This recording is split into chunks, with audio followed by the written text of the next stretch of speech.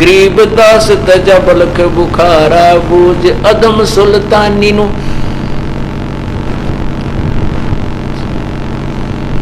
क्या बताते हैं कि जिन प्राणियों को परमात्मा के उस सुख का ज्ञान हुआ, वास्तविक भक्ति का ज्ञान हुआ, उन्होंने उस राज्य को भी त्याग दिया। एक अब्राहिम सुल्तान अधम नाम के एक मुसलमान बादशाह थे। उनकी उसने, क्योंकि पूर्व जन्म में उसने बहुत भक्ति की हुई थी, बड़ी कुर्बानी की थी अपने कबीर परमात्मा के लिए। वो सम्मन, शिव और नेकी, वो तीन प्राणी थे घर में। उस समय उन्होंने परमात्मा के लिए अपने बच्चे तक की कुर्बानी दी थी। फिर परमात्मा ने वो बच्चा जीवित किया था।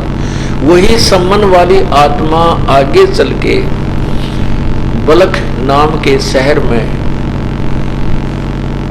जो इराक में बताते हैं बलख, वहां का बादशाह बना वो। और उस समय उसके बहुत दूर तक क्षेत्र तक उसके शासन में लोग, छोटे छोटे राजा उसके अधीन थे। और उस पिछले पुण्य किए थे परमात्मा की शरण में आकर के, कबीर साहब के साथ रह करके किसी जन्म में, और वो पुण्य उसके साथ थे। मोक्ष तब हुआ नहीं, आशा रहेगी यही धन में। तो वो प्राणी फिर जन्म मृत्यु के चक्कर में पड़ गया। और उस अपने ही पिछले पुण्य के कारण उसको इतना सुख मिल गया। 18 करोड़ तो उसने घोड़े ले लिए, 18 करोड़ घोड़े। उत्तराखंड में गांव में एक घोड़ा पहले होता था ना, एक घोड़ा घोड़ी किसी के गांव में होता था तो सबकी उंगली टिका करती, बड़ा धनवान आदमी है भाई, घोड़ी आला है वो। और जिसके पास उस समय 18 लाख घोड़े हों तो वो कितना शक्तिशाली राजा। और फिर उसके बाद राजा में जब सुख होता है, वो अपने पुण्य के से उसको सब कुछ सुविधाएं मिलती है, और उस पुण्य को वो कैसे बर्बाद करता है, वो नरी बकवाद करनी शुरू कर देता है। क्योंकि पिछले पुण्य है, कोई रोग नहीं होता, कोई आपत्ति नहीं आती, तो वो न्यो सोच बैठा है तेरी न्यो मौज रहेगी। या ये सुख भी जीव का सबसे बड़ा शत्रु है, क्यों भगवान से दूर करता है। तो उस नालायक ने, कहते हैं 16,000 विवाह करा लिए, 16,000 औरतें से संपर्क बना लिया, पत्नियां बना ली। अभी राजा लोग बकवादी हुआ करते थे। तो ये तो उसका था अज्ञान के अंदर कदम। और जब उसको ज्ञान हुआ तो परमात्मा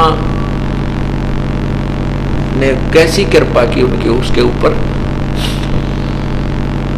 अब ये आपको बलख बुखारे के राजा की कथा सुनाते हैं। और पुण्यात्माओं, ये सच्चाई है, क्योंकि हम कोई भी किसी भी मार्ग पर लगते हैं तो उसके इतिहास से ही हमें उसकी जानकारी हुआ करती है। ये सम्मन नाम का एक मनियार था, और कबीर परमात्मा के साथ रह करके उनका ज्ञान ग्रहण किया, उनकी सच्ची भाव से भक्ति की। तो वो जो पुण्य उसके बने, वो साधना उसने परमात्मा के साथ रहकर की, वो पुण्य उसके साथ रह गए। और उसकी आशा ये रह गई कि मैं यदि धनवान होता, वो इतना धन नहीं था उसके पास पहले, तो उस धन के अभाव से उसने अपने बच्चे की, जब सतगुरु आए थे उनके घर पर, गुरुजी आए तो खाना भी नहीं था घर पे। खाना, गुरुजी को खाना खिलाने के लिए चोरी करनी पड़ी, इतना वित्तीय हालत कमजोर थी, निर्धन था। परमात्मा ने फिर उसकी वो लड़का, उसने अपने लड़का भी काटना पड़ गया। वो लड़के को भी जीवित किया और सम्मन को धन भी बतेरा दे दिया, मालो माल भी कर दिया उसके बाद उसी जन्म में। लेकिन उसके मन में वह खटक लागी, अगर यदि मेरे पास धन होता तो मैंने बेटा नहीं मारना पड़ता, मेरे पास धन होता, और धन भी दे दिया, फिर भी उसके मन में वह कसक रहेगी।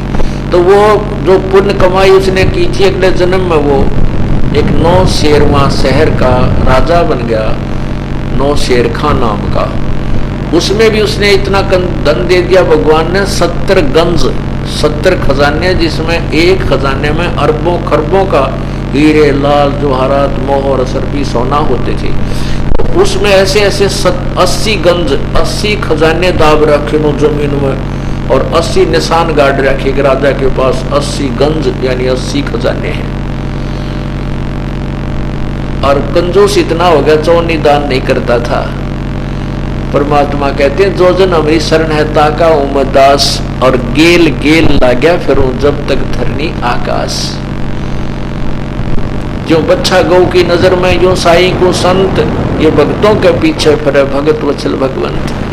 तो कबीर परमेश्वर वो अल्लाहु अकबर वहां गया, उस 9 शेर खां बादशाह के पास, जो 9 शेर वहां शहर का राजा था, और उससे कहा कि राजा कुछ दक्षिणा दीजिए। परमात्मा भिखारी बनकर जाना पड़ा उस नादान आत्मा को फिर शरण में लेने के लिए। राजा कहने लगा, वो 9 शेरवा का बादशाह कहने लगा 9 शेर खां कि महात्मा जी मैं बहुत निर्धन राजा हूं, मेरे पास धन नहीं है, मैं नहीं दे सकता आपको धन, यानी दान नहीं दे सकता, आपके कपड़े आदि नहीं बनवा सकता। तो राजा परमात्मा ने कहा, अरे ये तेरे 80 निशान लगे हुए हैं, तेरे पास तो बहुत खजाना बताते हैं। कहते हैं महाराज जी, राजा बोला महाराज जी मैंने तो ना अपने दुनिया में भ्रम बनाए रखने के लिए वैसे ही लगा रखे हैं कि लोगों को यूं डर रहे कि इसके पास बहुत धन है, और ये तो नीचे कोल्ले दाब रखे मैंने, कोल्ले। परमात्मा बोले जैसी तेरी नीयत ऐसी बरकत हो, ये कोल्ले हो जा, कोल्ले हो जाएंगे बेटा, अगर कोल्ले कहता है तो। अब नो कह के परमात्मा तो चल पड़े, साधु वेश में थे, और उस बलक बुखारे के बाद न उसने 9 शेरवा के बादशाह ने सोची भाई संत की वाणी पार हो जाकर देखते लूं। अब वो खुलवा कर देखे तो सारे कोल्ले हो गए, 1 देखा, 2 देखे, 3 देखे, फिर तो पागल हो गया और नंगे पैरों भाग लिया परमात्मा को। परमात्मा रास्ते में जाके वृक्ष के नीचे बैठ के, पता था क्या होगा निकम्मा भी, वहां जाके पैरों में गिर गए, माफी मांगे, माफ कर दे महाराज, माफ कर दे। परमात्मा बोले माफ कर दूंगा, इसमें से ना 70% दान कर दे, अपना 1-2 राख ले, तना जितना रखना हो, नहीं तो भाई मैं ये कोल्ले हो चुके, तेरे तीव्र को नहीं। उसने सोची चल 2-4 बच जाएंगे, वही तेरे। तो बोला जी जैसे आप कहोगे ऐसे कर दूंगा।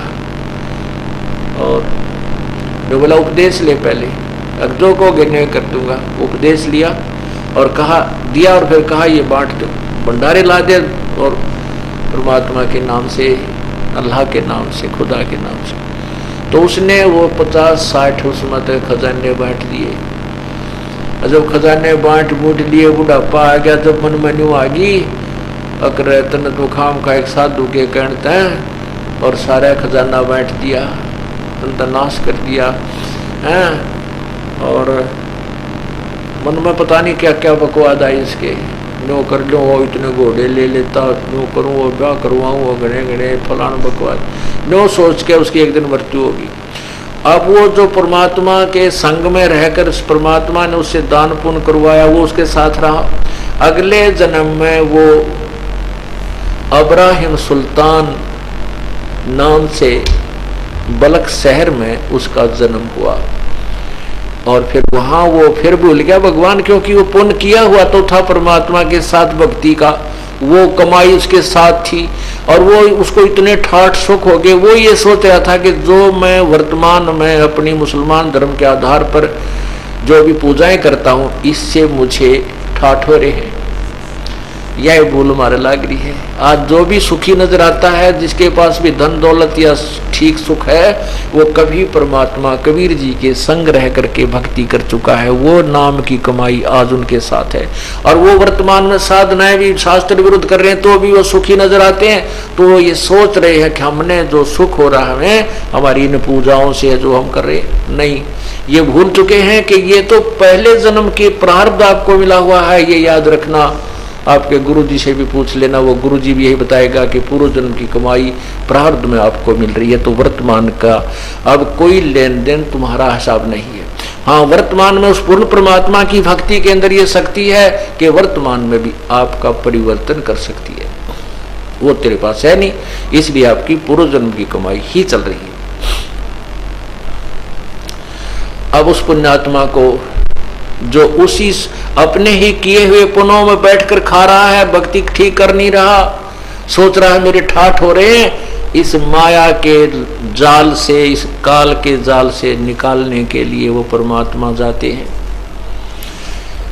अब जिस पुण्यात्मा जो भी राजा है वो भक्ति बहुत करता है, परमात्मा चाहता है, लेकिन उसको दिशा ठीक ना मिलने से वो अपना जीवन बर्बाद कर जाता है। तो ऐसे ही ये बलक बुखारे का बादशाह साधना किया करता था, कोई भी साधु संत मिल जाता उसको बहुत महत्व देता था। एक संत ने उसके साथ धोखा कर दिया। राजा ने एक बहुत सुंदर, वो इतना ठाठ थे उसके, इतने धन था कि एक जूती यानी जूता जो बनवाता था वो 1-2.5 लाख की कीमत का एक होता था, 1.25 लाख का एक होता था, यानी दोनों जोड़े 2.5 लाख के होते थे। उसमें हीरे जवाहरात पन्ने नो इतने बढ़िया जचा गए। ऐसे ही राजा ने एक बहुत बड़ी एक छाप बनवाई, अंगूठी, और उसमें बहुत ज्यादा छोटे छोटे हीरे सच्चे मोती वगैरह लगा के और वो पहन रखी। वो राजा उस संत के पास, डोंगी के पास जाता था, तो उस संत ने पूछा कि महाराज ये आपने अंगूठी कितने की बनवाई, कितने पैसे की बनी? उसने कहा जी ये 50,000 रुपए की बनी है, एक अंगूठी 50,000 रुपए की। तो उसने, उस नकली जो डोंगी संत था, उसने सोचा कि यह अंगूठी तो राजा की मारनी चाहिए। उसने ये पता करवाया कि किस सुनार से बनवाई है। उस सुनार के पास भेजा अपना एक विश्वसनीय शिष्य और उससे कहा कि राजा की जो अंगूठी है ऐसी एक नकली बना दे, ऐसी अंगूठी बना दे, इसमें नकली वो हीरे वीरे डाल दे। उसने बना दिया 200-150 की अंगूठी, सोने की नहीं थी वो। तो वो अंगूठी उस संत ने लुको ली, अपनी डाल ली अपने कपड़े में। और एक दिन राजा जब गया उसे मिलने संत से, तो उसने कहा सुल्तान अधम से कि राजन आज तो वोटिंग करेंगे, आज तो बोटिंग करेंगे, बोटिंग यानी नौका विहार करेंगे, इच्छा है मेरी। राजा को फिर कहना है क्या, सेवक था, उसने आदेश दे दिया 1 मिनट में नौका दरिया में घुमाने के लिए तैयार होगी। एक नाविक हो गया, राजा के लिए और संत के लिए बहुत सुंदर आसन लगा दिए, उसमें बैठ गए कुर्सी डाल के और चल रहे हैं। वो संत कहता राजा ये अंगूठी कैसी डाल रखी है आपने, कि दिखाना जरा। उस राजा ने काट के दिखाई, डोजी। कहा कितने की है ये, कितने कीमत की है? राजा ने कहा था आपको बताया तो थी, ये 50,000 रुपये की है। कहने लगा 50,000 की? वो तो रखी, वो लेकर के अच्छा 50,000 की। वो देखने लगा, वाह भाई वाह, वाह भाई वाह, ऐसे करके राजा का जरा सा ध्यान इधर उधर हुआ, वो अंगूठी बदल के और नकली हाथ में लेके कहने लगे राजा संतों के लिए तो ये ऐसी धन माया अंगूठी मिट्टी के समान होती है, जल में फेंक दी। राजा ने सोचा भाई महात्मा के चाड़ा है तो बड़ा त्यागी बैरागी है, इतनी कीमती अंगूठी को भी। राजा ने कहा जी आप लेना चाहते हो क्या, आप आपके लिए बनवा देता हूँ। यूं कहते ही उसने फेंक दी वह नकली अंगूठी कि हमारे लिए तो मिट्टी है। राजा और प्रभावित हुआ, भी संत के तो चाड़ा है, कमाल का है, तो बताओ इतनी कीमती वस्तु को भी नहीं स्वीकार की इसने, और वह लीला को गाल ली जेब में। अब कुछ दिनों के बाद देखो कैसे बिजली गिरती है। अब जो चेला उसका विश्वसनीय था, जिसके माध्यम से उसने वो बनवाई थी किसी सुनार से नकली, और उसकी और चेले की बात बिगड़ गई अपनी किसी लेन देन पर, और इतनी बिगड़ गई कि चेले ने सोचा इस संत की पोल खोल दूं, राजा को बता दूं, इसका बकल तार देगा। तो वो राजा के पास पहुंचा मंत्रियों के माध्यम से और कहा जी वो जो संत है वो ढोंगी है, पाखंडी है, उसके पास मत जाया करो, वो लालची लोभी है। तो उन्होंने राजा के पास ले गए, संत को आया समझकर, तो राजा को बताई। राजा का जची नहीं है बात कि नहीं भाई आप गलत कह रहे हो, तो संत उठा त्यागी बैरागी। वो बोला जी मैं साची बता दूं, उसने नकली बनवाई थी और मैंने बनवाई थी, और उस सुनार से बनवाई और सुनार बुलवा लिया मंत्रियों ने। वो मंत्रियों ने सुनार बुला के पूछा सच्चाई क्या, उसने सच्ची बता दी जी ऐसे ही है।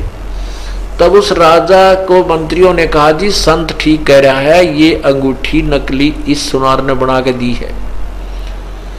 फिर उस राजा की बात सुनवाई, भाई देख लो कि मेरे से कोई पाप हो जावे संत सताने का, मुझे गलत काम ना करवाइए। और संत बोला कि जी मैं आपको वो अंगूठी आपको अभी पकड़वा दूंगा। उसने कहा मिट्टी में दाब रखी है। राजा बोला भाई चाल फिरता है अगर ऐसी बात है। राजा भी मंत्री भी 150 सैनिक भी साथ गए और संत देख कर एकदम दौड़ा हो गया, भाई एकदम कैसे आ गए, कोई पूर्व सूचना नहीं। और वो जो साथ गया था उसका चेला, उसने जाते ही वो खोद के दिखा दी कि देखो जी यह रखी। अब वो तो फीका चेहरा हो गया उस नकली संत का, डोंगी का। वो सुनार साथ ले रखा था कि वो देखिए वही है क्या, नहीं अकां जी वही है, इसमें देखो मेरा ये चिन्ह है। तब उस संत का तारा बकल सैनिका ने फिर उसे पूछी सच्चाई बता। तब उसने बताया जी वो नकली मैंने जल में डाल दी थी, आप पाड़ी मैंने छुपा ली थी। उसके बाद उस राजा का संतों से विश्वास उठ गया। देख काल किसे चाला पाड़ा है, ऐसा जुल्म करता है ये काल। पहले ऐसा कर्म करवा देता है कि वो भक्त आत्मा फिर भगवान से इतना विरोधी हो जावे कि निकट भी ना आवे। पर दयालु परमात्मा कबीर भी कोई कच्चा काम नहीं छोड़ता, वो भी बालक नहीं है, वो भी अपने भक्त को शरण में लेकर छोड़ दे। सोचल छिद्र मैं करूं अपने जन के काज। अब उस राजा को अब्राहिम सुल्तान अधम को संत नाम से नफरत होगी। कोई भी संत आसपास मिले उसको आदेश दे दिया कि कोई भी संत मेरे नगर में नहीं हो, आसपास ना हो, और कोई है तो मेरे पास लाओ, मेरे प्रश्नों का उत्तर देगा, मुझे सेटिस्फाई करेगा तो ठीक है, नहीं तो उसको सजा दूंगा।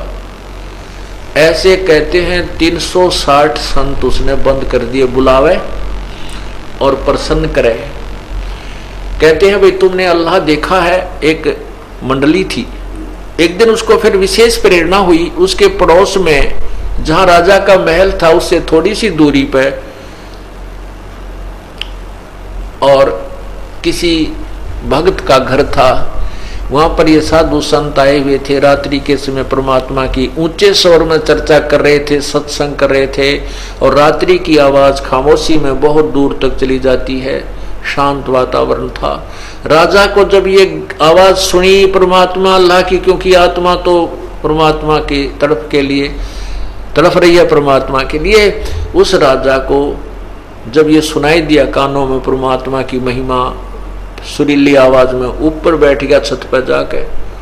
और वो आवाज, वो भगवान की जो वाणी विचार सुन रहे थे उसमें बिल्कुल मस्त हो गया। सैनिकों से कहा कि एक कुर्सी यहाँ डाल के रख जाओ, आप नीचे जाओ। वो बैठ गया। उसने सारी रात सत्संग सुना, लेकिन वो नफरत अंदर घर किए हुए थी। फिर भी सोचा कि अगर संत होगा तो मुझे संतुष्ट करेगा, तो उससे मैं कुछ विचार व्यक्त करूंगा, भगवान के बारे में पूछूंगा, नहीं तो पाखंडी है, दुनिया को बैक आ रही है। तो उसने अपने सैनिकों को भेजा कि जाओ सिपाहियों, उस घर में जो सत्संग हो रहा है उस सभी साधुओं को आमंत्रित करो कि राजा आपको याद कर रहा है। सैनिकों ने संदेशा दे दिया सिपाहियों ने जाकर के। तो संत समझ गए कि भाई राजा का बुलावा अच्छा नहीं होता, फिर भी संदेशा आया तो जाना भी पड़ेगा। चले गए। राजा ने कहा भी रात्रि में मैंने आपका विचार सुने, बहुत अच्छे लगे।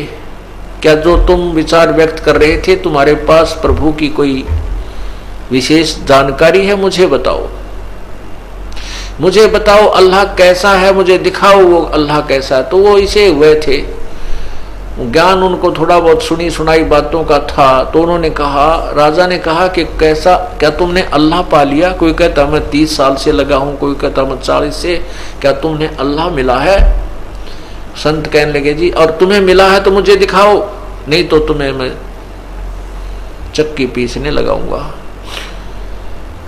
तो उनमें से एक जो उनका गुरु था वो खड़ा होकर कहने लगा, राजा एक गिलास में कृपा दूध मंगाइए, फिर मैं आपके प्रश्न का उत्तर दूंगा।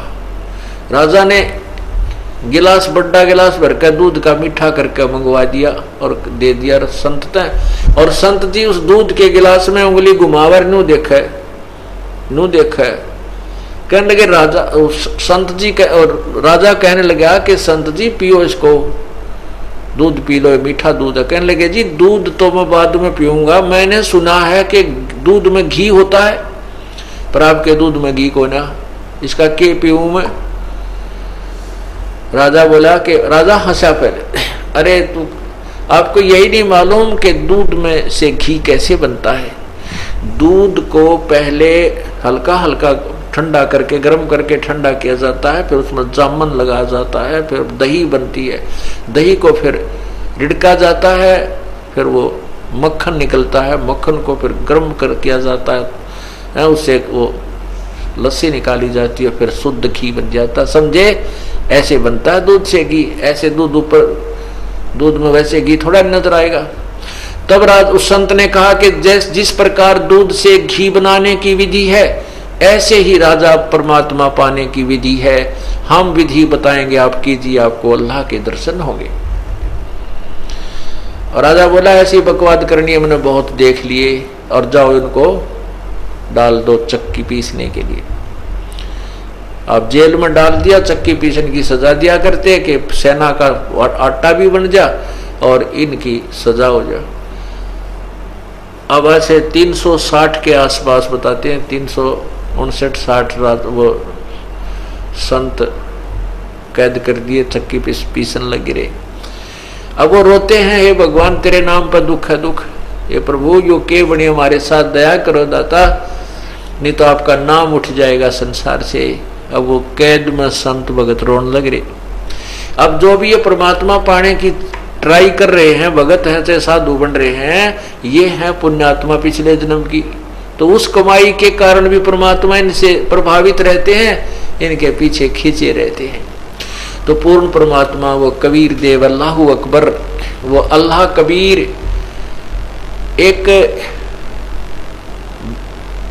एक रहबारी होता है। जैसे ये ऊंट रखते हैं ना, ऊंटा वाले, ऐसे राजस्थान साइड से जो आते हैं ऊंट लेकर के, लंबी लंबी नौका की जूती, लांडी सी धोती, इतना बड़ा सफा, कान तो ऊंचा लठ है और छोटा सा कमीज, इस तरह की वेशभूषा जो उस क्षेत्र की होती थी, ऐसे वो ऊंट वाल बनकर, रहभारी बनकर, राजा के रेजिडेंस पे, रहने वाले मकान के ऊपर, उसकी छत पर जहां राजा नीचे सोया था, उसकी छत पर लाठी तय खोद मारे, जोर जोर की आवाज करे। अब राजा की छत पर तो चिड़िया भी शोर नहीं कर सकती है, वो खुड़का हुआ जोर का। राजा ने कहा कौन है ये कमबख्त, इसको पकड़ कर लाओ। अब राजा उठा, उधर से सैनिक 1 मिनट में ऊपर गए, देखा तो एक ग्रामीण सा व्यक्ति और खड़ा है, लठले हैं। वो बोले रहते हैं कितना है गया यहाँ पर, चल तुझे राजा बुला रहा है, पकड़ ले। राजा ने कहा कि तू क्या कर रहा था छत पर? उस परमात्मा ने कहा जो एक रहबारी के यानी ऊंट वाल के वेशभूषा में था, कहने लगा मैं आपके महल की छत पर अपना ऊंट ढूंढ रहा था, कल मेरा एक ऊंट गुम हो गया राजा। तो राजा हंसा, अरे भोले आदमी, इतनी ऊंची छत पर ऊंट कैसे चढ़ सकता है? ऊंट को तो कहीं जंगल में ढूंढ, नालायक यहाँ कैसे आ गया तू? तब परमात्मा ने कहा कि जिस प्रकार ऊंट छत पर नहीं हो सकता, क्वाइट इम्पॉसिबल, नहीं मिल सकता, इसी प्रकार जो बकवाद तू कर रहा है, इन बकवादों से, संतों को परेशान करने से और शास्त्र भक्ति ना करने से परमात्मा कैसे मिलेगा? इसी प्रकार यही, इसी तरह इम्पॉसिबल है तेरी जो तरीका है प्रभु के पाने का, जैसा ऊंट छत पर नहीं मिल सकता, कभी नहीं हो सकता। यूं कहकर अंतर ध्यान हो गए, आगे से दिखाई नहीं दिए, राजा को चक्कर आ गए, एकदम आदमी आगे से गायब हो जाता, कर्जा पट जाए। अब वो डर गया, कोई फरिश्ता था यो। उधर से परमात्मा ने क्या किया, वहां पहुंचे जहां पर वो 360 चक्की पीस रहे थे साधु संत भगत। परमात्मा ने जाकर कहा उन सैनिकों से, जो जेल के पहरेदार थे, सिपाही थे, कहने लगे, कहा भाई तुम्हारे राजा ने मुझे भी सजा सुना दी और मैं भी यही भेजा हूँ, मुझे भी अंदर रख लो, मिला जा भाई। तो बड़ा समझदार आदमी आप पे आ गया, उसको अंदर कर दिया और कहा चक्की पीसो। अब परमात्मा बोले भाई सैनिकों एक काम करेंगे हम, चाहे चक्की घुमवा लो और चाहे इसमें गला डलवा लो, ये काम तुम करोगे, काम करेंगे। उन सारे कैदियों से कहा कि भाई मेरी बात मानो, तुम यूनियन बना दी परमात्मा ने जाते ही, और कहा भाई मैं जैसे सैनिकों से कह दिया वैसे भाइयों कहते तुम इसमें चक्की पीसो, हम गला घेरेंगे, इसमें गेहूं कणक डालेंगे, और या हम पीसेंगे तुम कणक डालो। अब सैनिका ने सोची यो अच्छा भाई नेता है इनका, और इसने अब सीधा करते इनको, कहने लगे ठीक है तुम चक्की पीसो, हम गेहूं डालेंगे, वो आटा वो कणक डालेंगे, चने पीसे थे, जो भी बाजरा पीसे थे वह। तो सैनिकों ने सोचा था एक आदमी 6 हम घेर देगा गला, तो अच्छा डालेंगे उसमें कणक और ना पीसेंगे तो लठ मारेंगे, देखा आज अच्छे फंस गए कि बनावा यूनियन। तो कहने लगे ठीक है, सैनिक बोले हम तुम चक्की चलाओ और हम इसमें कणक डालेंगे। कहने लगे भी अब तैयारी पकड़ो, सारे पकड़ रखी तैयारी, तुम लगो पीसने। परमात्मा ने कहा भाई सारे खड़े हो जाओ, वो सैनिक वो जो साधु थे साधु खड़े हो जाओ भाई, खड़े हो गए और कहने लगे आंखें बंद करो। अच्छा उधर से क्या किया कि चक्की, एक चक्की जो के परमात्मा के बांटे आई थी कि इसको तू पीसेगा, उसके अपने डंडी लगा दी, अपने हाथ में सोटा ले रखा था इतना सारा, वो उसके सोटा लगा दिया कि चल, वो चक्की अपने आप घूमने लगी तो 360 चक्कियां अपने आप खखा उठा दिया और कहा डालो भाई सैनिकों इसमें कणक, जल्दी जल्दी डालो बेटा। और वो जो साधु थे जो बंद कर रखे थे, कहने लगा तुम आंखें बंद करो, खड़े हो जाओ। आंखें बंद की और कहा खोलो, आंखें खोली तो उस कैद से बाहर आधा किलोमीटर दूर जंगल में खड़े हैं। परमात्मा बोले भाग जाओ इस निकम्मे के राज में, फिर मत आ जाना। वो तो इसे गए खखाट उठा के भाग गए और परमात्मा भी वहां से चले गए। वह जेल तो होगी खाली और वो चक्की आप पे चले ऑटोमेटिकली। तब वो कुछ सैनिक भाग कर गए राजा के पास, मंत्रियों को बताया जी वहां तो एक जेल सारी खाली होगी, कैदी सारे भाग गए और चक्की चल रही है, सारी घिघी बंद रही, सैनिक भी डर रहे, बाहर भाग के छोड़कर सुना जेल को बाहर खड़े सारे। तब वो राजा ने कहा भाई वो तो मेरे पास भी आया था, यहाँ पर सारी कहानी बताई कि एक व्यक्ति यहाँ से गया था वेशभूषा वाला, और उसने कहा मेरी भी सजा होगी, हमने उसको अंदर कर लिया और जी उसने तो ऐसा जादू ऐसा कमाल कर दिया। और राजा बोला भाई वो तो यहाँ भी आया था और मेरे साथ भी बुंडिया बन रही है, बुरी बनी है। बात खत्म हुई। कुछ दिनों के बाद पर कुछ दिन तो असर रहा राजा के कि भाई ये तो कोई बात है, भगवान कैसे मिला, फिर ऐसे भी नहीं मिलेगा, तो चिंतित रहा। फिर कुछ दिनों में फिर भूल पड़ गई। अब परमात्मा अपने हंस को निकाल कर छोड़ता है। कुछ दिनों के बाद कैसे वेशभूषा बनाकर गया परमात्मा, कैसा छल छिद्र किया कि एक मुसाफिर यात्री का रूप धारण किया। पुराने समय में पैदल चलते थे, रास्ता में धर्मशालाओं में रुका करते थे किराए पर। तो परमात्मा उस राजा के महल में चला गया जहां राजा विराजमान था। शाम के समय रहने वाले मकान में जहां वो रहता था राजा, अपने जो घर था उसमें चले गए। एक दरबार होता है, ऑफिस अलग होता है। उसमें जाके क्या देखा कि सिर पे तो अपने गठड़ी बांध कर रख रखे जैसे यात्री रखा करते थे, और काख में एक जोड़ा थैला दाब रखा, और वैसे पुराने से फटे कपड़े से मैला कुचले से, और जाके राजा से कहा राम अल्लाह सलाम वालेकुम। राजा बोला हाँ भाई वालेकुम सलाम, तू क्यों कर आ गया यहाँ पर? ने बोला जी, ने बोला रहे ओ धर्मशाला वाले, आपकी धर्मशाला में मुझे एक कमरा किराए पर दे दे भाई, मैं ऐसे ऐसे राह चलता व्यक्ति हूँ, और किराया बता दे, केलेगा कि ठड़ी तार के वहां रख ली। राजा उसके मुंह की तरफ देख है और कहने लगे, अरे क्या कह रहा तू, पता है ये धर्मशाला नहीं है। तो राजा वो परमात्मा बोले, भाई धर्मशाला नहीं है तो और क्या है? ने बोले, ये राजा का राजमहल है, तुझे धर्मशाला दिखती है? परमात्मा बोले, आपसे पहले इसमें कौन रहता था? मेरे से पहले मेरे माता पिता इसमें रहते थे, हमारे पूर्वज रहते थे। और उससे पहले कौन था कि उनके माता पिता रहते थे, हमारे दादा दादी नाना नानी यहाँ रहते थे। क्योंकि ये एक अलग कहानी है इसकी, चलो एक उदाहरणार्थ आपको बता रहा हूँ, डिटेल फिर कभी बताएंगे। तो उसने कहा कि वो कहाँ चले गए सारे तेरे माता पिता, तेरे दादा दादी कहाँ गए वो सारे? तो बल्क बुखारे का बादशाह इब्राहिम सुल्तान कहता है कि वो तो अल्लाह खुदा को प्यारे हुए। तू कितने दिन रहेगा भाई यहाँ पर? क्या तू नहीं जाएगा इस धर्मशाला को छोड़कर? अब जब अपना नंबर आवा ना मरने का, जब पक्की जच्चा खाया बात तो बिगड़ेगी। तो कहता भी हाँ, जाना तो मुझे भी पड़ेगा। तो ये सरा नहीं तो तू इसको महल समझ रहा है नालायक? वो तेरे बाप दादा पड़पीडी वह भी रहे सरा में गिद्दी, अब तू तख्त बैठ कर भूली तेरा मन चढ़ने को छोड़ी। ये तेरे बाप दादा भी सरा में रह के चले गए, तू भी चला जाएगा ऐसे 10 20 50 साल में।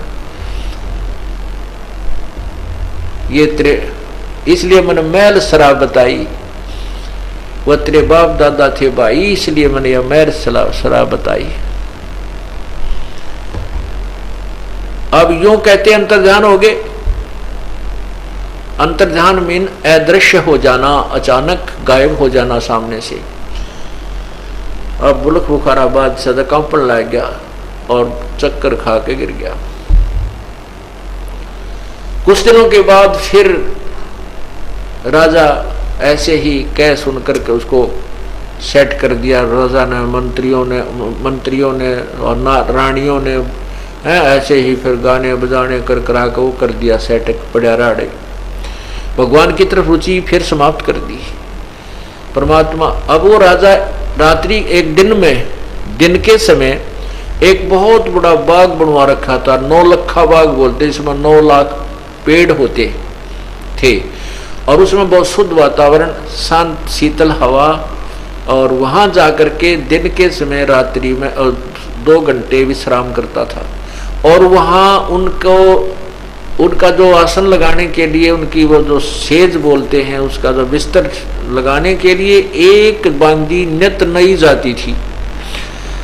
उसके राजा के 16,000 रानियां थी। 16,000 रानियां की फिर नौकरानियां कितनी होंगी? उनकी रानियों की वेशभूषा अलग होती थी और उन जो बांदियों की, नौकरानियों की वेशभूषा अलग होती थी। तो प्रतिदिन एक बांदी यानी नौकरानी राजा के वहां बिस्तर को सेट सजा बिछा कर और चारों तरफ फूलों के वो गुलदस्ते खड़े रखा करती थी। एक दिन परमात्मा ने वह ड्यूटी ले ली, एक बांदी रूप बनाया, नौकरानी का रूप बनाया। वैसे ही वेशभूषा कपड़े पहनकर राजा की खूब सुंदर सेज यानी वो बेड बिस्तर बना जचाया और चारों तरफ और दिनों से सुंदर तरह उसको सजाया। और उसी बेड के ऊपर स्वयं सो गई। ऐसे बांदी रूप में परमात्मा ने विश्राम पाया, सो गई। अब राजा जब आया वहां पर विश्राम करने के लिए कि राजा के सेज पर, राजा के बेड पर, और रानी नौकरानी की हिम्मत सोने की, उसने एक कोड़ा उठाया, कोड़ा हंटर जो सजा दी जाती थी, और वो तगड़ा खूब पहलवान टाइप राजा, अच्छे खावे काजू किशमिश और खूब बढ़िया मौज उसकी। तो उसने वो 3 कोड़े सूते हुए नौकरानी के मारे परमात्मा जो नौकरानी रूप में था सो रहे थे। 3 कोड़े मारे तो खाल उतर गई शरीर की और परमात्मा 3 निशान पड़ गए। परमात्मा बांदी रूप में, नौकरानी रूप में खड़े हुए और पहले तो थोड़े से रोने का बहाना किया, फिर इतने हंसे नो पेट पकड़ कर खूब जोरते हंसे और लोटपोट होने लगे। अब बांदी का हाथ पकड़ दिया राजा ने और कहा, बांदी रोने का कारण तो तेरा मैं मान गया, अभी तेरा दर्द हुआ, पर हंस क्यों रही है? तब परमात्मा ने कहा कि इसी गंदी सेज पर, जिस बेड पर तू दिन रात सोता है, इस पर मैं एक घड़ी सोई और एक घड़ी सोने की ये सजा मुझे 3 कोरडे लगे। मैं यूं हंस रही हूं बेटा, तेरी गेल के बनेगा, तो रोज सो इस पर। मैं यूं हंस रही हूं, तेरे ऊपर कितनी मार पड़ेगी। मैं एक घड़ी सेजा सोई ताते मेरा ये हवाल होई, जो सोए दिवस और राता उनका के हाल होगा विदाता। इतना कहा और हाथ छुड़ाकर अंतर्जान हो गए। अब राजा तो धड़ाम देसी गिरा और 2 घंटे मौसम आया उस दिन। इतना खटक गई उसके बाद बात रहे तो बात सचमुच है। तब वो बता गए थे कि जो भक्ति नहीं करते उनकी बिरन मट्टी और के होगी, इसी सेज गंदी तेरी, इसको तू सुख मान रहा है। अब राजा बिल्कुल विरक्त हो गया। राजपाट में कोई रुचि रही नहीं, कामकाज में कोई इच्छा नहीं रही और हरदम ऐसे देखता रहता जैसे ओपरे वाला देखा करे। तो उसका जंतर मंत्र, जैसे पहली बार वो घबरा सा गया था राजा, जो पहली बार बरबारी बनकर भगवान आए थे तो बेहोश हो गया था, चक्कर आ गया, तो ऐसे घबरा सा रहा कई दिन। एक मौलवी बुलाया और उसके बाजू पर तबीज बंधवा दिया। हकीम को ना दिखाई कोई ऐसे भूत प्रेत था। दूसरी बार फिर गए वो यात्री बनकर, फिर बेहोश हो गए, दूसरा मौलवी बुलाया, उसका तबीज बंधवा दिया।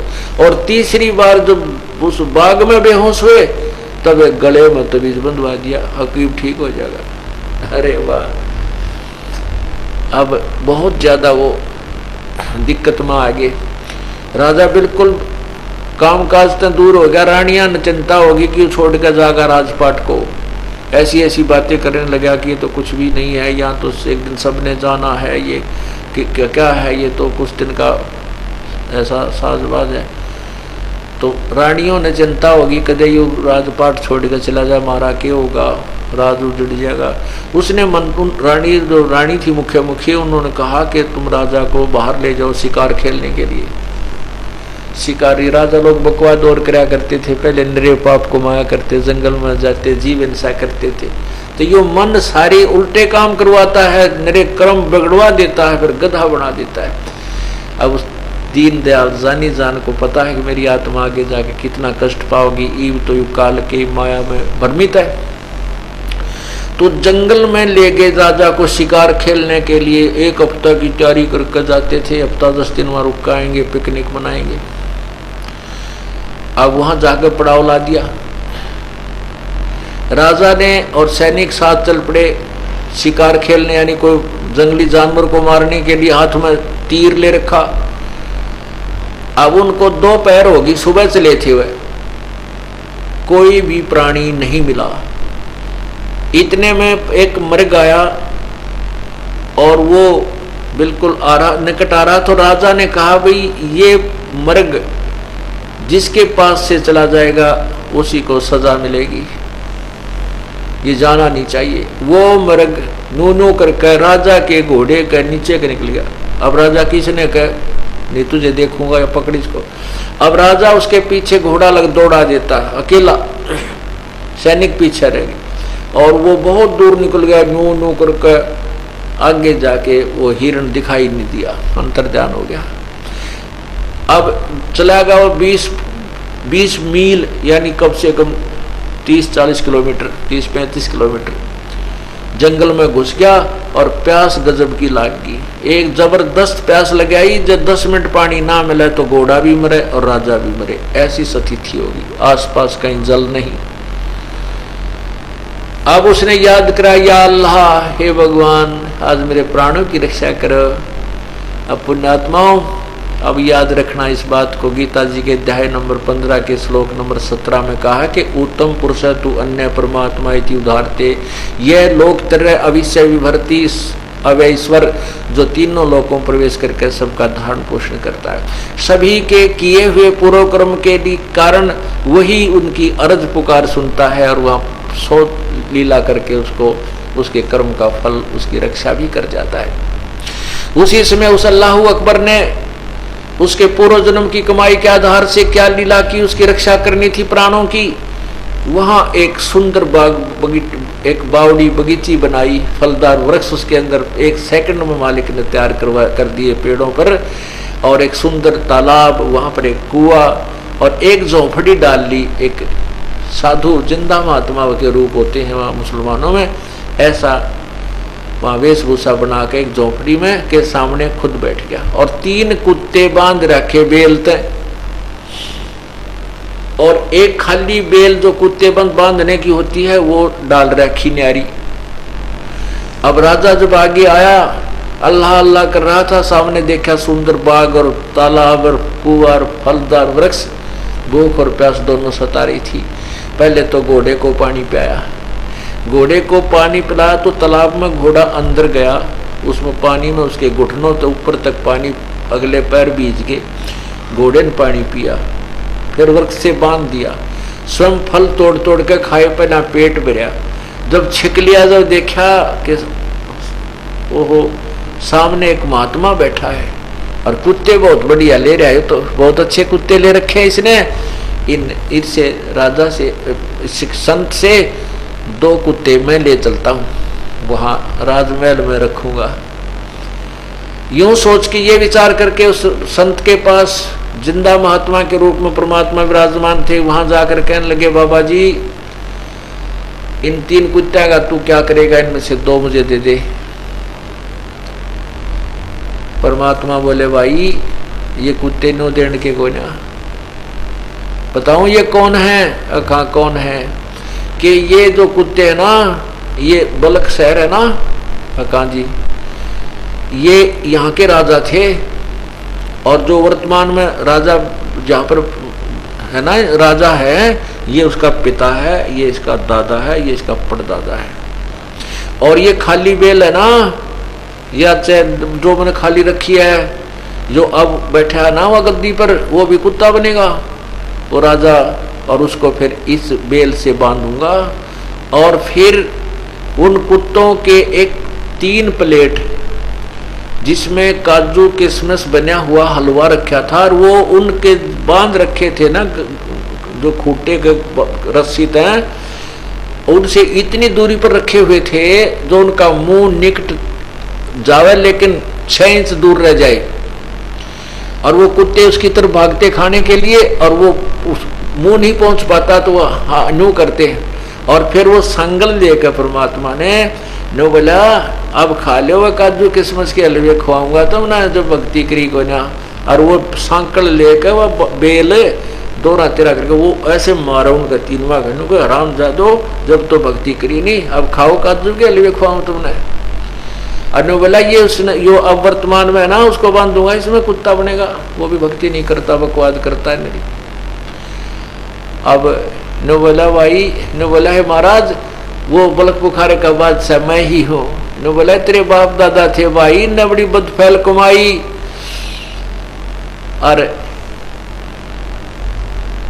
ऐसे ही तू चल जाई, इसलिए मैंने वो महल सरा बताई। ये तेरे बाप दादा पड़ पीढ़ी, ये भी रहे उस सरा में गिर दी, अब तू तकत बैठ कर बोली। तो इतना कहते ही उस बलक बुखारे के बादशाह ने उस महात्मा के चरण पकड़ लिए, चरण जो पकड़कर गिर गया चरणों में, रो बुरी तरह। आध घंटा रो रहा कर जब उठा तो वहां कुछ भी कोई ना, उड़ कलर में पड़ा, जंगल के अंदर वैसे पड़ा जब स्थान पर, रात देखता है ना कहीं बाग है ना कोई बगीचा है, कुछ भी कोई ना। अरे तेरा गजब, ये कहाँ गया वो संत, कहाँ गई वो तालाब, कहाँ गया? और घोड़े का पानी में पैर अब तक गिले, पेट भर रखा, पानी पी रखा, फल खा रखे, वो जो के तो पेट में यानी भूख नहीं, तो एकदम मायूस हो गया। तो बहुत बुढ़ी बड़ी भाई, ऐसी दुर्गति बनेगी, कुत्ता बनकर हम सब राजपाट छोड़कर ऐसे पिटेंगे। एकदम इतना विरक्त हो गए एकदम बोलना बंद हो गया, घोड़े पर सवार हुआ और वहाँ जो बैठे थे वो सैनिक वहाँ, और जहाँ उन्होंने पड़ाव ला रखा था वहाँ जाकर राजा ने कुछ नहीं बोल पाया, संकेत कर दिया से। राजा का संकेत था, सबने बांध अपना बिस्तरा अंदर का अपने ऊँटा पर घोड़िया पर चल पड़े। आना था हफ्ते में, आ लिए श्याम ने अगले दिन वापस।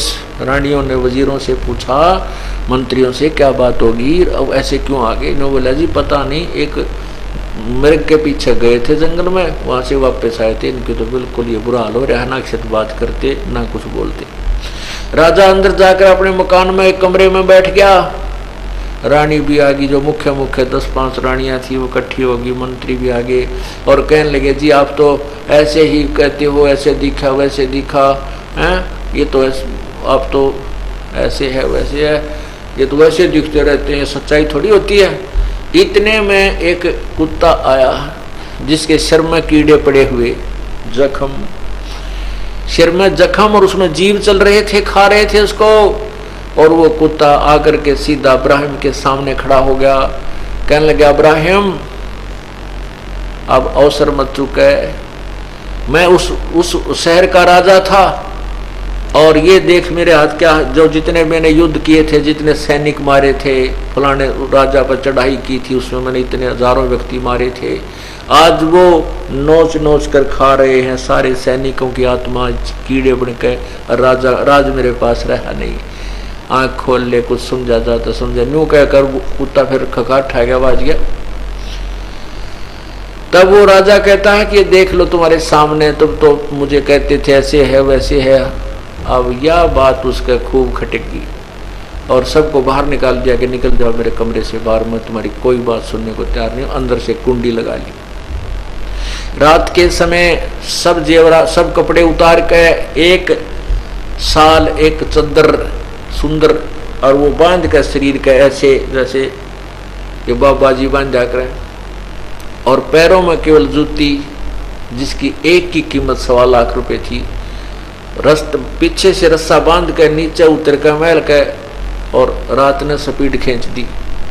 रातों रात निकल गया, कम से कम भी को 30-40 किलोमीटर रात ने निकल गया, 20-30 किलोमीटर जैसा गया अगर चला गया उस पर। अब पैदल चला सारी रात, भूख लगी जोर की।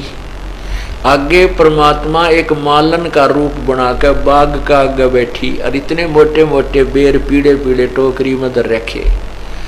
राजा कहने लगा मालन मुझे बेर दे दे, इसका रेट बता कैसे बेचती है। मालन ने कहा कि 1 आने के शेर बेर देती हूँ भाई, 1 आना दे दे और शेर बेर ले ले। ने बोला माई 1 शेर बेर तोल दे, उन्हें तोल दिया। और कहने लगे भाई माई ने बोला जी मेरे पास आना तो नहीं है, मैं 1 जूती दे दूंगा आपको, 1 जूता ले दे मेरा, और मैं कति भूखा मर रहा हूँ, मुझे बेर खिला दे। ने बोली भाई मन नहीं बेरा, जूती दे चाहे 1 आना दे दे, आप देगा जब तने बेर दूंगी। तो उसने जूती उठा के वो दोनों में धरती मेरे के काम ले, मैं तो मरू सो भूखा, मैंने जूती बेर दे दे। वो 2.5 लाख की जूती दे दी और मालन ने 1 शेर बेल तोड़ने के लिए तराजू उठा ली। अब देख इस मन की कितनी गंदी वृत्ति है, परमात्मा के बताना चाहते हैं। मालन जब बेर तोलन लगी तो तोलते जो 1 बेर पलड़े में तो नीचे गिर गया, तखड़ी के उस तुला के 1 पलड़े से नीचे 1 बेर गिर गया। मालन तय का मेरा और सुल्तान का मेरा, दोनों 1 बेर के ऊपर दोनों हाथ धर रहे हो। वो का मेरा, सुल्तानी अदम का मेरा, जो पलड़े में तुले पाछे गिरा, उन्होंने ना पहले पड़ा है। अब परमात्मा कहते इतनी अकल है इस जीव में। इसी तो मालन में बुद्धि, 2.5 लाख की जो तेरे 1 शेर एक नए पैसे का बेर को ना उस पर लड़न लाग रही, 2.5 लाख की जूती मिल रही, फिर भी बकवाद करे, फिर भी बेईमाना लोभ। और उधर से राज भी छोड़ आया, 2.5 लाख की जूती भी दे दी और 1 बेर पर फिर भी लड़न लाग रहा मूर्ख। वो यह बुद्धि उसके अंदर। तब परमात्मा ने एक दड़ाक दे रहा उसके मुंह पर, ने बोला रे के छोड़ा ने काम निकम्मे तने, राज भी छोड़ा भगवान पाने के लिए, क्या छोड़ा तने हैं? 2.5 लाख की पावड़ी, 1 पैसे का बेर, और आदम सुल्तान तने किया के छोड़ी मेर, क्या छोड़ा लोभ तुझे? तब चरणा में पड़ गया, बोला भगवान मारी तो इतनी बुद्धि है परमात्मा, हम तो कति तुच्छ बुद्धि के जीव है, हमारे मकल को नहीं, मालिक अकल होती तो हम क्या इतने कष्ट उठाते। अक्षमा करो, आपके दास को ग्रहण करो, बहुत होली मेरे साथ आगे सहन नहीं होगी। तो परमात्मा ने कहा नाम ले बेटा, और नाम ले और जाइब अपना राज कर। ज्ञान सुनाया खूब डट के 2-3 घंटे उसको, और जाए भक्ति करो, राज भी करो। ने बोला नहीं, ईब राज नहीं होगा परमात्मा, या तो ज्ञान नहीं देना था, अब राज नहीं होगा आपके दास से, मैं तो अपनी लकड़ी तोड़ के और बेच के गुजारा कर लूँगा, तेरा गुणगान करूँगा प्रभु, बच्चे सियाने हैं आप संभालेंगे उसे, राज नहीं। अब पुण्यात्मा देखना क्या होता है, भगवान ने नाम दे दिया, संभालते रहे उसको। अब वो बलख बुखारे का बादशाह जा रहा था, रास्ते में जब आगे चल पड़ा नाम लेकर, बेचारे को ठिकाना ढूंढ लो, भगवान तो अंतर्जान हो गए उसको नाम नूम दे के। तो वहाँ रात्रि वर्षा होने लग रही, तो ऐसे उस क्षेत्र में वर्षा बहुत कम होती थी, तो वहाँ वर्षा हो रही, ठंडी ठंडी हवा चल रहा है, वो भीग गया। उसने सोची तेज हवा चल रहा है, रात का समय हो गया। एक झोपड़ी थी एक व्यक्ति की, गरीब से व्यक्ति की, उसके पिछली साइड में बैठ गया हवा की ओट लेके कि हवा ना लगेगी, सर्दी कम लगेगी। तो वो जो मियाँ बीबी रहे थे उसमें, उस झोपड़ी में अच्छी वर्षा ने, वो एक गाय ले रहे थे, बस एक गाय धन था उनके पास, और 1-2 किला एकड़ 1-2 बीघा जमीन थी, 2-4, उसमें अच्छा वर्षा होने से घास घूस बढ़िया हो गया, गाय का चारा हो गया। तो दोनों जने बतलावे रात ने, क्या कहें कि अच्छा 10 किलो तो दूध गाय दे रही है, और बढ़िया वर्षा होगी, अच्छा घास चारा हो गया, अपने तो ठाठ हो गए। तो बाद उसका पति कहता है अपने तो इसे ठाठ हो गए, बुलख बुखारे के बादशाह के भी ना होंगे, क्योंकि बुलख बुखारे का जो बादशाह इब्राहिम सुल्तान था वो बहुत वेल नोन हो गया था, धन में ठाठ बाट इतने थे। जब चला करती उसकी सवारी, घर से बाहर निकलता था सैर सपट्टे के लिए, तो आगे पाछे घोड़े और बैंड बाजे तो उद्वस उतर जाया करता, इतने साजबाज से, कहते इंद्र भी शर्मा जाता था उसके ठाठ बाट को देखकर। तो वो एक टूटी सी झोपड़ी वाला और एक गाय जिसमें 5-4 किलो 10 किलो दूध दे दी दोनों टाइम, और उसमें ने कहा अपने से ठाठ हो गए हैं, बलख बुखारा के बादशाह के भी ना होंगे। अब उस बादशाह ने सोची भाई यो अच्छा बड़ी बूझ ला, इसने भी समझा दो, निकम्मा बताई इस थोड़े से इसने ठाठ मान रहा है। तो अपने आप को थोड़ा सा छुपा के कहने लगा, सुबह जब हुआ वालेकुम सलाम करी, प्रणाम किया उनको। तो दोनों बोले भाई कौन है तू? मैं तो कौन हूँ बाद में बताऊंगा, पर आप जो शारात ने क्या कह रहे थे वो एक बार फिर दोहराना। क्या कह रहे थे कि आप कह रहे थे इसे ठाठ तबलक बुखारे के बाद से के भी कोई ना, तो कि सुना था भाई। वो बोला मैं तुम्हारी झोपड़ी के पास से बैठा था, ठंड लगी थी, मैंने कपड़ा मेरे पास था नहीं। फिर वो समझाने लग गया भाई परमात्मा की भक्ति करनी चाहिए, गुरु जी से नाम दिलाऊंगा तुमने और भगवान की भक्ति करो। यो के ठाठ एक गाय एक पत्नी ने तू सब कुछ मान रहा है, और मैं हूँ बलख बुखारे का बादशाह भाई, भगवान के लिए मैंने राज त्याग दिया। और वो पता था उसने बैठो इतनी औरतें थी मेरे पास, इतना घोड़े थे, इतनी गायें थी। तब वो अज्ञानी प्राणी क्या कहता, वो झोपड़ी वाला ने बोला पहले तो तू मुझे बलख बुखारे का बादशाह नहीं लगता, और जब तू इब्राहिम सुल्तान है तेरे जैसा बुद्धू मूर्ख नहीं जो राज छोड़ा, और मैंने क्या शिक्षा दी है, चल अपना काम कर। तब उस बलख बुखारे के बादशाह ने कही थी कि रांडी ढांडी नात जे ये नरकइये काग, और बलख बुखारा त्याग दिया थी कोई पछली लागे। ये तो नालायक किसी एक औरत है और एक गांव बांध रहा है, इस समय ठाठ मान रहा है, इस समय कति मौज मान रहा है, हर भक्ति के आस पास नहीं, इसके बुद्धि में भी नातिर मुझे कहता चल चल। और कहते हैं बुलक बुखारा छोड़ दिया भाई, थी कोई पछली लागी। इन्हें बोला कोई मेरे पिछले संस्कार थे जो मेरे ऊपर मालिक ने मेरे की नरक में तो निकाल दिया। तो पुण्यात्माओं कहते हैं एक चोट सिधारिया जिन मिलन दाचा, क्या बताते हैं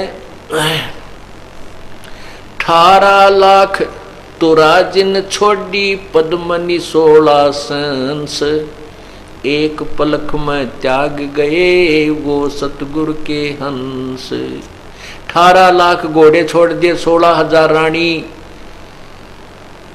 18 लाख तुरा माने घोड़ा, 18 लाख तुरा जिन छोड़ी पद्मनी 16 सहंस, एक पलक में त्याग दिए थे वो सतगुरु के हंस। तो पुण्यात्माओं आप जो भक्ति मार्ग पर लगे हो, जिन्होंने सब विकार त्याग दिए और भगवान में आस्था होगी, कोई तुम्हारी पिछली लाग थी। कहते हैं रांडी ढांडी नात तुझे ये नरकइये काग, और बुलक बुखारा छोड़ दिया मैंने थी कोई पिछली लाग। तो आपकी कोई पिछले संस्कार है जो परमात्मा ने आपको शरण में लिया है, और अब चूकियो मत ना, समझा है तो सिर दर पाओ बहुर नहीं रे, ऐसा दाओ सत साही।